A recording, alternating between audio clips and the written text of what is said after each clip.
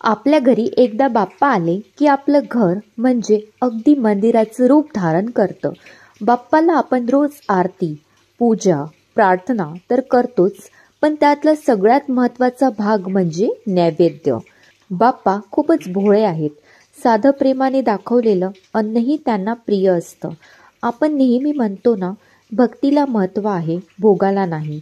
पण तरीही परंपरेनुसार घरात काय उपलब्ध आहे, कुटुंबाला काय आवडतं आणि बाप्पाला काय खास आहे, त्यानुसार आपण दररोज वेगळा नैवेद्य दाखवू शकतो. अनेक घरात दररोज मोदक करायची पद्धत असते, पण खरं सांगायचं तर रोज मोदक करणं शक्यही नसतं आणि बाप्पालाही विधिवत आवडते. म्हणून मी तुम्हाला माझ्या अनुभवातून सांगते की या 10 दिवसात रोज काय काय दाखवावं. दिवस पहिला, गणेश चतुर्थी, आगमनाचा दिवस. या दिवशी बाप्पाचं आगमन होतं, म्हणून उकडीचे मोदक हे महत्त्वाचे आहेत. त्याचबरोबर शिजवलेली पुरणपोळी, घारगे, दुधातले पातोळे हे पदार्थही दाखवले तरी खूप शुभ मानतात. साधं दूध लोणी किंवा मग साखर मिश्री देखील नैवेद्याला तुम्ही ठेवू शकता.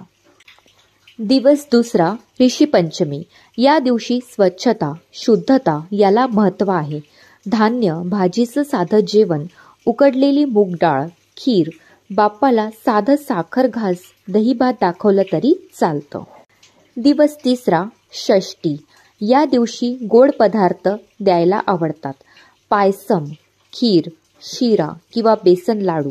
घरातल्या लहान मुलांना जे आवडतं ते बाप्पालाही दाखवा. दिवस चौथा, सप्तमी.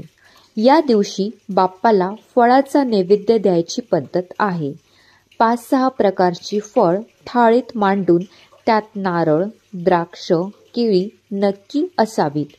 फळांबरोबर गूळ, तूप, रोटी दाखवलं तरी खूप शुभ मानलं जातं.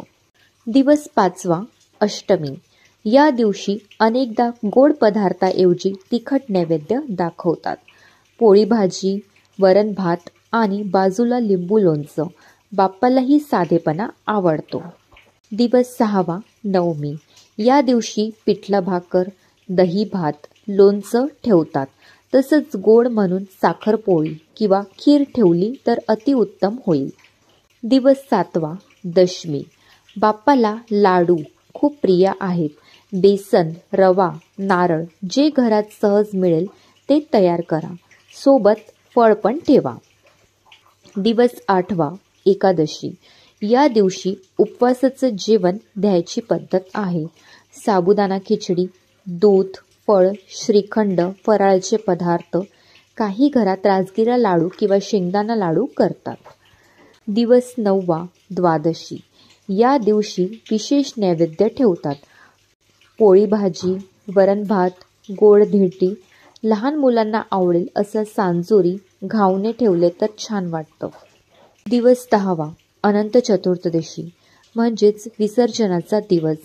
हा दिवस भावनिक असतो. बाप्पाला निरोप द्यायचा असतो, म्हणून या दिवशी पुन्हा एकदा उकडीचे मोदक करावेत. त्याचबरोबर आवडीचा कोणताही पदार्थ गोड तिखट ठेवावा. शेवटी बाप्पाला दहीभात दाखवला की विसर्जन पूर्ण होतं. नैवेद्य करताना लक्षात ठेवायच्या गोष्टी. जे काही ठेवायचं ते शुद्ध मनाने ताजं करून ठेवावं. कधीही राहिलेली किंवा उरलेली अन्न दाखवू नये. नैवेद्य ठेवताना ताटात तुळशीचं पान ठेवणं अत्यावश्यक आहे. दररोज थोडी गुळपोळी किंवा साधा गुळतूप दाखवलं तरी बाप्पा खुश होतात. नैवेद्य दाखवताना कुटुंब एकत्र बसून प्रार्थना केल्यास घरात अधिक आनंद आणि समाधान मिळतं. तुम्ही रोज बाप्पाला काय दाखवावं याचा ताण घेऊ नका. मोदक रोज करायची गरज नाही. पहिल्या आणि शेवटच्या दिवशी नक्की करा. बाकीच्या दिवशी साधं फळ, दही, खीर, पुरणपोळी, पिठलं भाकर काहीही चालेल. फक्त ते प्रेमाने आणि भक्तीने दाखवा.